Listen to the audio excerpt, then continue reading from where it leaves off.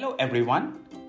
Every smart device is powered by a powerful chip, and there is a chance that chips in your smart devices are manufactured by Taiwan Semiconductor manufacturing company.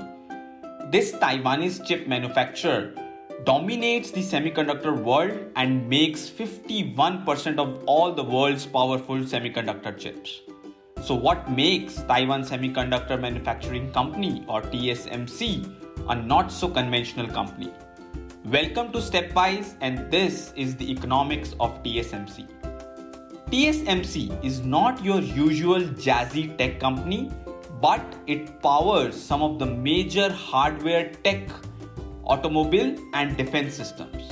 In order to understand TSMC, we need to go back to 1985 when Taiwanese government recruited Maurice Chang, an industry veteran who had spent 25 years in Texas Instruments developing its semiconductor business.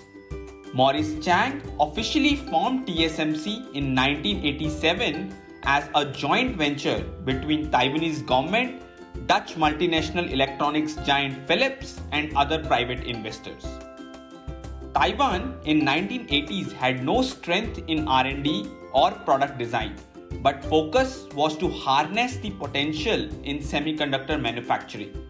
At that time, most of the semiconductor companies like Intel, NEC, Fujitsu were designing and fabricating the semiconductor chips themselves.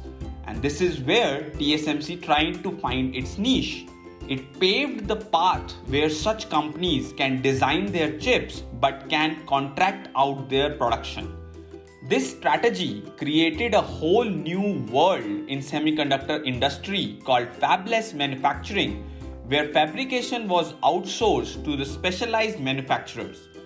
TSMC was at the center of it, and it became a pure foundry business focusing only on manufacturing. As the tech adoption increased throughout the world, the demand for semiconductor grew, and it lifted TSMC as the largest player in the industry with market cap of $60 billion, making it one of the top 10 most valuable companies in the world. So will TSMC be able to maintain its position? Let's analyze it from three lenses of competitive advantage, financial strength, and growth challenges. Starting with competitive advantage, and as we zoom into the lens, we can find that TSMC's key edge comes from its years of experience in building engineering excellence and high-performance semiconductor chips. While the world continues to use 5 nanometer, its cutting-edge manufacturing capabilities can now develop 3 nanometer semiconductor chips, which can accommodate more transistors than ever before, thus increasing the processing power of your technology devices. The only other manufacturer in the world capable of offering similar technology is South Korea's Samsung, which has less than half of TSMC's market share with 17.4%. This continuous innovation and capacity to meet the rising demand for smaller and faster semiconductor chips is one of the reasons that top hardware tech companies turns to TSMC, thus making it the best suited supplier even amid global semiconductor shortage. The second competitive advantage TSMC holds is its far and beyond view of new age technological changes like metaverse, a virtual environment. As it is increasing the computing power of semiconductor chips, it is also developing technologies needed for metaverse applications that will run the world of future. So how is this innovation playing out for TSMC? Let's now zoom into our second lens of financial growth. The strong demand in semiconductor chips led to a 21% year-on-year revenue increase to Taiwanese $438 billion during the 2021 fourth quarter. The net profit for the period ending 31st December was Taiwanese $166 billion, up 16% year on year. In terms of revenue from each platform, smartphone and high performance computing represented 44% and 37% of the net revenue respectively, while IoT, automotive each represented 9% and 4%, and it was 3% each for digital consumer electronics and others. On a full year total revenue basis, Taiwanese dollar total revenue was 1.5 trillion and the net profit was Taiwanese dollar 596.5 billion.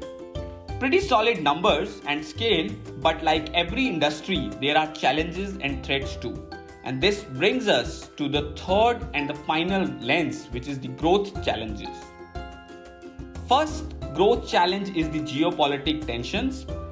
Being at the center of the semiconductor chip manufacturing, continuing tensions between the US and China creates the potential to cause problems for TSMC's business, given that both Chinese and US companies are their important customers. Second challenge is the natural calamities. Semiconductor manufacturing is highly water dependent, and Taiwan's recent drought as well as its earthquake-prone geography poses significant challenge to TSMC. The third and the last challenge is the global expansion. TSMC has hub in Taiwan, and while they are expanding their manufacturing to USA and other countries, their track record to run manufacturing outside Taiwan is not highly successful. In fact, TSMC is one of its kind company that operates at such a global scale but with specific geographic consideration that can pose a significant risk. TSMC's strategy to mitigate these challenges while continuing the exponential growth is something that will test the waters in future and its capabilities to maintain market leadership. It is time for the stepwise Gyan now. In the stepwise Gyan, we want to touch upon emerging market funds. Emerging market funds investment is a type of a mutual fund or exchange traded fund which invests heavily in various assets like stocks or bonds from developing and emerging economies. They are generally attractive investment for growth investors. In India, there are multiple emerging market funds being operated by largest AMCs in India. Some emerging market funds include HSBC's Emerging Market Fund, Kotak Mahindra's Emerging Market Fund, and Edelweiss's Emerging Market Fund.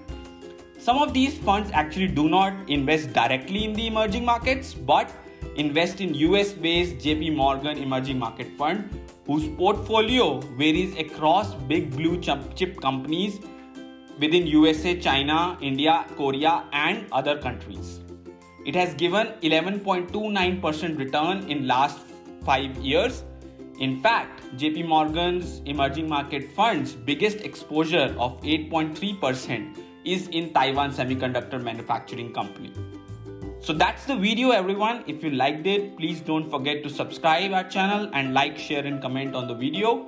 Keep watching this space as we cover new topics every week.